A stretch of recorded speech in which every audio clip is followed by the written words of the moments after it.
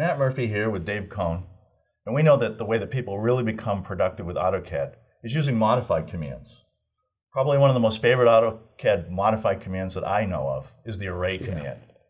Rectangular arrays, polar arrays, even circular arrays, been around for a long time.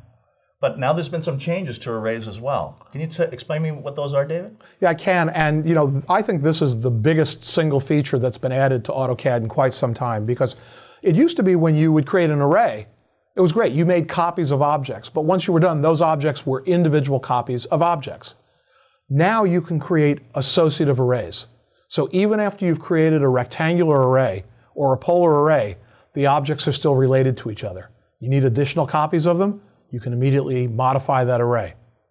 So it's kind of like a block, except you can actually edit the individual pieces. You can. Wow, show us that one. When you create a rectangular array, by default, AutoCAD creates it as an associative array. That means that all of the items in the array are treated as a single array object that can be modified later by adjusting any of the properties of the array, such as the number of rows and columns and the spacing between those rows and columns. But if you create the array as a non-associative array, the result will be individual copies of the objects arranged in a rectangular pattern.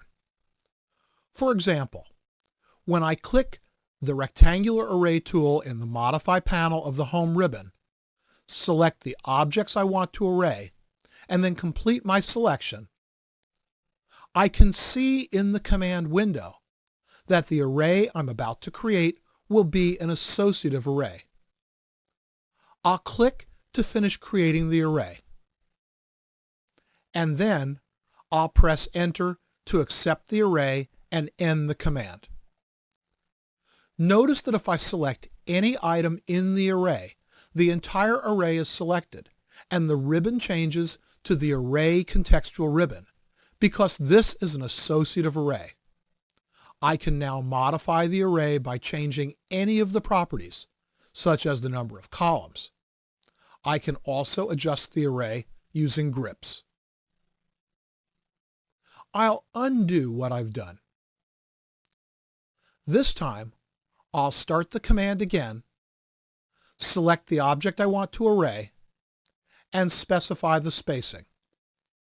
But before I press Enter to accept the array, I'll choose the associative option.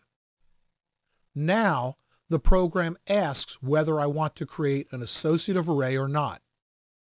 If I choose No, the array will not be associative. AutoCAD then repeats the previous prompt, and I can change my mind and make the array associative. I can also adjust any of the other options, such as changing the number of rows or columns and adjusting the spacing between them. But notice that this time, when I click Exit or press Enter to accept the array, if I then select an object in the array, only the object I click on is selected. The program no longer highlights all of the other objects because this is no longer an associative array.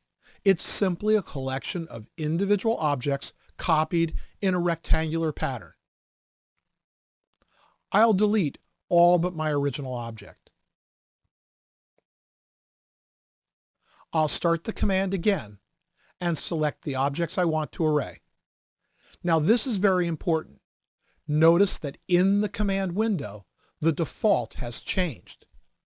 AutoCAD remembers that I changed that option the last time I created an array and will no longer create an associative array unless I choose the associative option and tell AutoCAD to create an associative array.